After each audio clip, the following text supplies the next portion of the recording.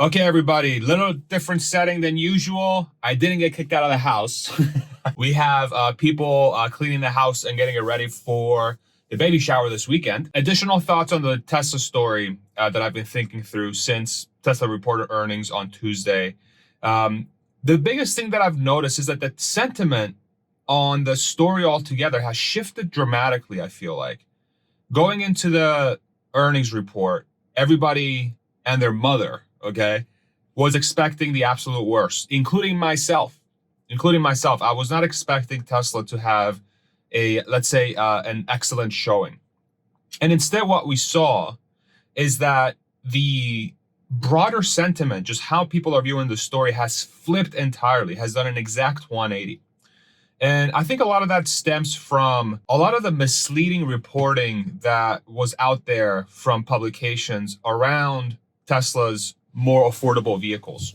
So if you've been following the story closely, you know publications like Reuters were saying that Tesla has entirely canceled its plans to come out with a more affordable vehicle, this quote unquote $25,000 compact car. And instead, they are going all in on autonomy and ditching their plans for any future more affordable vehicles. But instead, what happened is after the earnings report dropped, Tesla communicated the exact opposite. So not only did they not cancel their plans for a more affordable vehicle, they're actually moving it forward. So as late as this first half of 2025, so let's say June 2025, or as early as December 2024. I don't think that's going to be the case.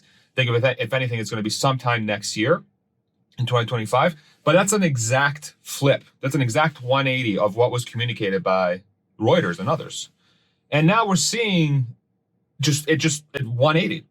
It just flipped. All the different publications, all the different places where you go listen to Tesla and people talking about the company and all that stuff, especially mainstream sources, legacy media sources. It's not, oh, Tesla's down this path of, no growth and the whole story has collapsed. Now it's like, hey, they're coming out with this more affordable car. What could it be? Tesla is pushing self-driving. What could that be?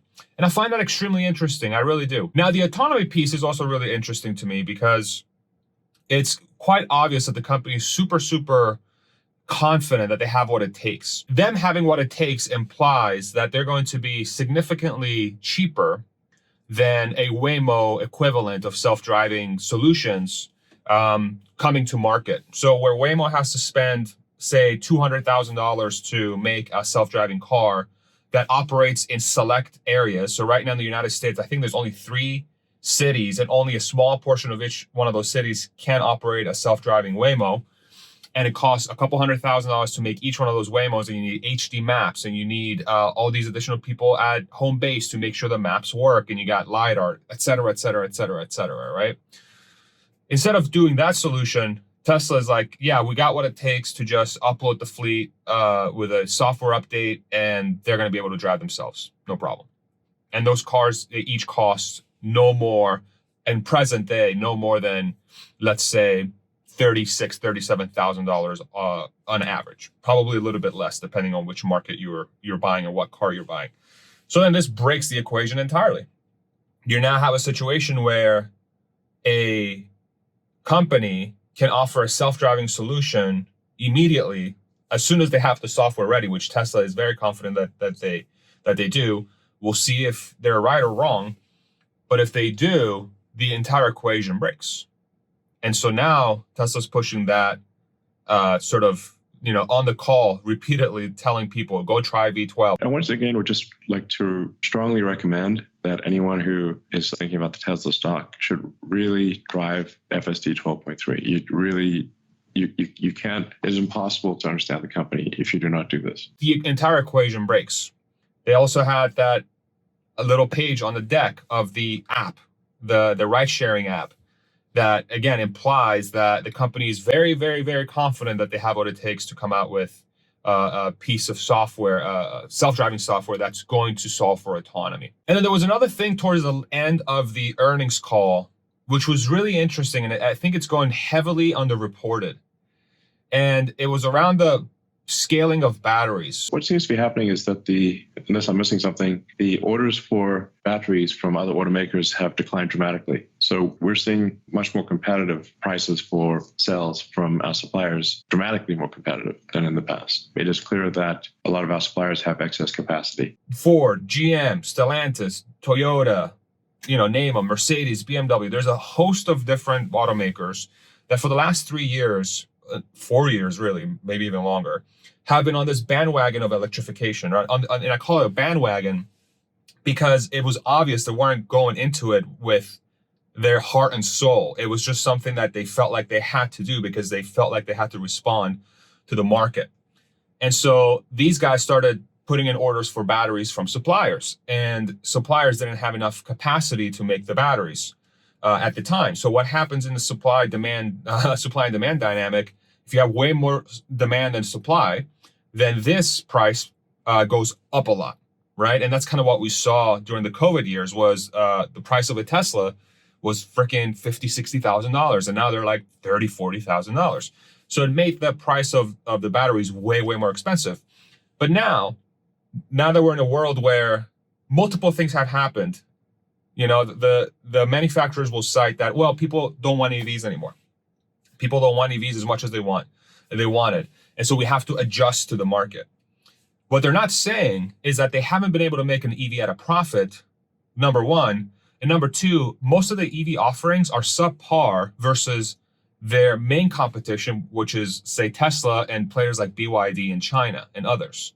So these legacy automakers were planning on coming out with all these EVs. They failed to come out with EVs that people wanted. And now all these suppliers that were making batteries for them are sitting on a bunch of battery production that they thought they would need for 2024, 2025, maybe even 2026. And now they're like, oh crap, we need to offload these batteries. So who benefits from that? People and companies that make EVs at a profit. Example, Tesla. And so now Tesla has access to a glut of batteries, let's say, that are priced very competitively, which is going to help the price of a Tesla battery come down this year, most likely, because now they have access to cheaper batteries that they didn't have access to in the previous years. So what does that mean? That means that Tesla now, even though they're still making a profit on vehicles where they've dropped the price by, say, $10,000, $15,000 since the last couple of years, now the highest cost of that car, the battery, is also going to keep coming down because of that dynamic, which is going to help Tesla sell even cheaper cars versus its competition. So Tesla in the fourth quarter of 2023 had its best quarter ever. In the first quarter of 2024, they didn't. It was actually not a good number at all. It was significantly lower than previous year. But the key thing there is that for people that want EVs, Tesla's going to have by far the cheapest pricing out of anybody, and they're going to be able to make it at a profit. And that point is not being talked about. Tesla's going to be able to make cheap electric vehicles at a profit. And then if you overlay that with their plans of coming out with cheaper vehicles faster, right? We talked about at the beginning of the video, then that implies that those same models are going to take advantage of this pricing dynamic if they come early enough, right? Or they probably will take advantage of it anyway, because all these battery makers are going to work with Tesla most likely and BYD and other Chinese players to get the batteries back to where they should be, to be in better balance with supply and demand. Right now, there's way more supply than demand. And so the price is going to be significantly cheaper probably now than they will be in the future. But it creates this scenario where the batteries are not going to be way too expensive for players like Tesla, which is going to help them come out with even more affordable vehicles. This is super, super, super underrated. And the reason why I say this is the overarching premise, what you hear from most legacy places and from almost all automakers, if you listen to Ford's earnings calls, GM's earnings calls, Toyota's and everybody else's, the overarching premise is we need to start making more hybrids because that's what people want. We need to make more hybrids because people are not ready to shift to EVs. I think what they're missing though, this is my opinion, I could be wrong, but this is kind of my opinion here, is the reality is that most people, most players, most manufacturers haven't figured out how to make a good EV at a good price where they can make money. There's really only one, maybe two players in the world that can do that right now. That's Tesla and maybe BYD. We're still not sure if BYD can make an EV at a profit, but Tesla definitely can. And so if you have that dynamic as a manufacturer, you are going to say EVs are no good, that people don't want EVs, people are not ready. I would toss that aside. Because if you look at the overarching trends for the auto market, as a percentage of total addressable market, gas car vehicles are coming down and EV vehicles, EVs, are going up, right? The overarching global trend. And so the hybrid for these auto manufacturers is going to be the middle ground to try and make money and eke profit out of their business with something they already know how to make, which is a gas car. A hybrid is really a gas car. These manufacturers have shown in the past that they can't make money at EVs, but they can make money at hybrids. But what does the hybrid equation present itself with? It gives these automakers a trap where they feel like they have to dump money into a technology that people already know is obsolete. It's just they feel like people are not ready to jump into, which is the electric vehicle. So they have this middle ground thing, which is the hybrid. But what happens when people are like, you know what, I'm done with the hybrid, I go to the electric vehicle? What happens to all the automakers that try to make EVs, couldn't make EVs, instead they went all in on hybrids, and then people stopped wanting hybrids? What happens then? This is not looking good for legacy automakers. And this is, I've said this multiple times on this channel. I've been saying it for the better part of 2 years. For the better part of 2 years, these legacy automakers keep figuring out ways and how to cater to the market. Props to them. They deserve all the credit for adjusting to what the market wants. But the trap in what the market wants, in catering to the market, is that if you have a player that comes in, or multiple players that offer a fundamentally different solution that the market shifts to, then those people that are used to catering to the market will fail immediately because they do not know how to make that game-changing technology. And we already have proof of that with the electric vehicle. And then you layer on top of that the autonomy aspect. If Tesla's successful with FSD V12 and getting it to actually drive itself anywhere at all times without you having to pay attention, then you add another variable on top of that. So you have players that can't make EVs at a profit.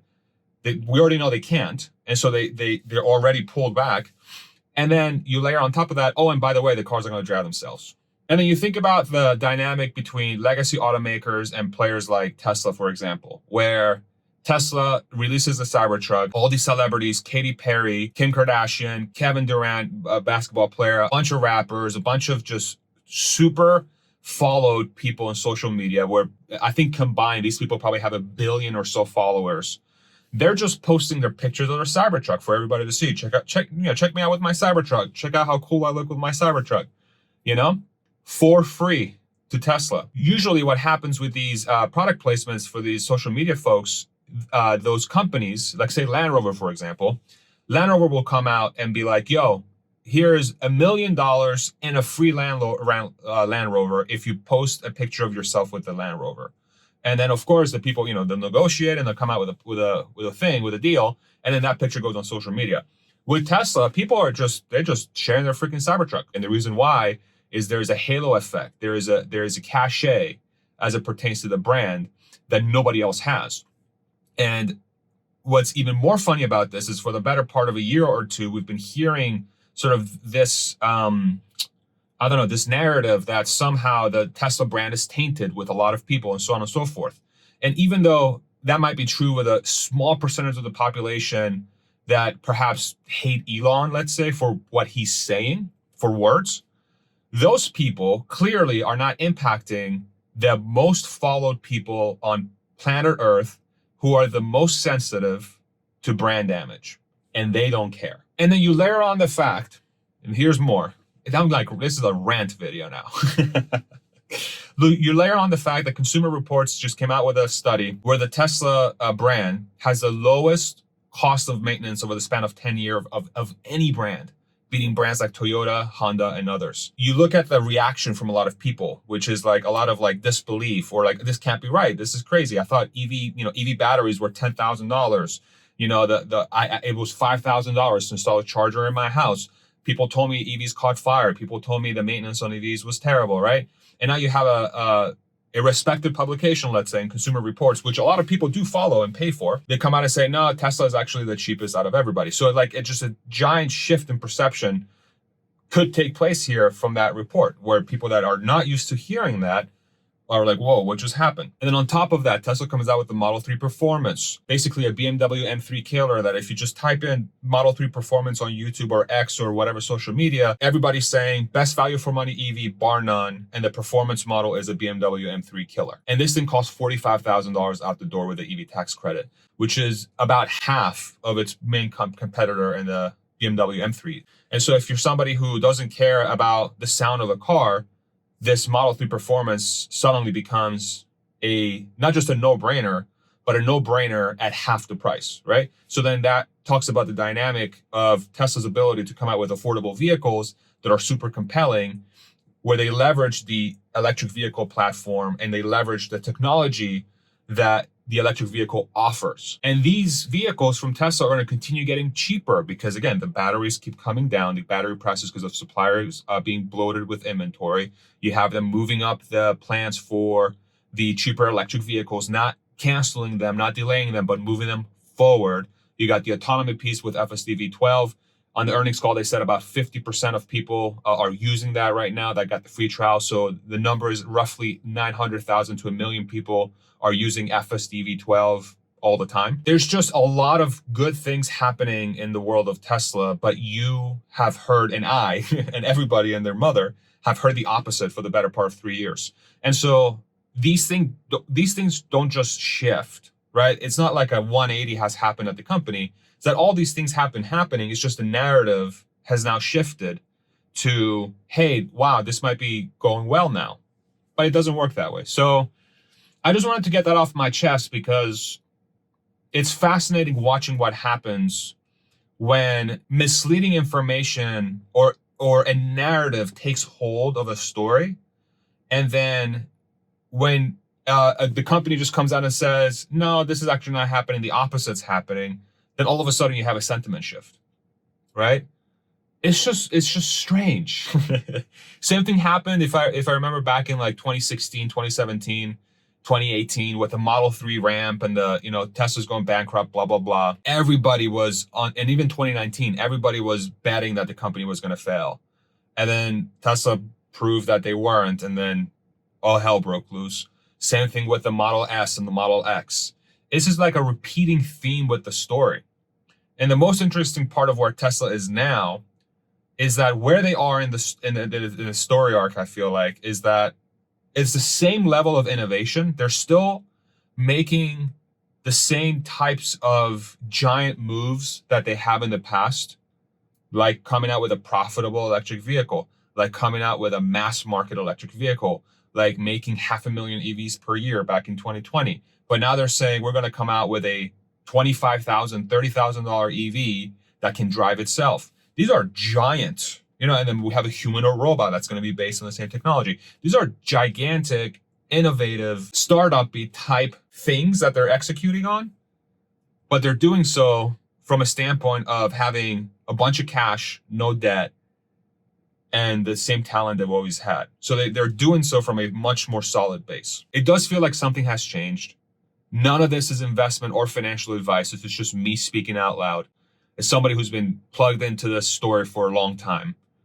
But you can't help but think that the dynamic is pointing towards Tesla being in a super good spot here in the next few quarters. The overarching theme of a game-breaking company coming to fruition based on technologies they've been investing in for the better part of 5 years, even longer, and how that's going to impact the rest of the market and how that's going to shift society towards electric vehicles and autonomous cars.